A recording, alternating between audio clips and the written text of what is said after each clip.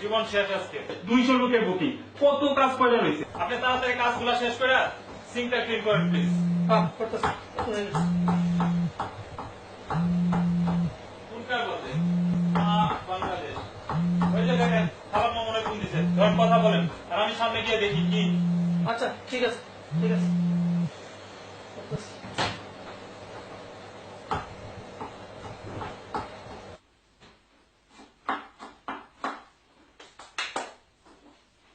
মার একটা ফোন দিই। আরে কত চাপ। হ্যালো মা, কেমন আছো? ভালো বাবা, তুই কেমন আছিস? জি মা, আমি ভালো আছি মা।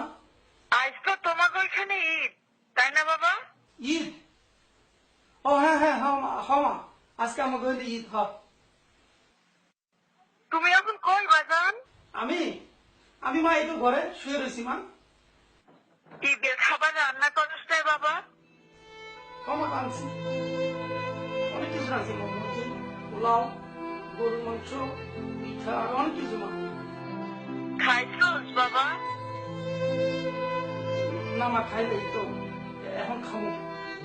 তাহলে বাবা তুই একটু খা, আমি তোর খাওয়ানোর শব্দটা একটু শুনি। কতদিন ধরে তুই বিদেশে, তোর খাওয়ানোর শব্দটা শুনলেও আমার কলজাটা ঠান্ডা হয়ে যাবে বাবা। কিরে বাজান, কত কষ্ট না কেন, খাইছে দোষ? এখন মা খাইতেছি, শব্দ করো মা।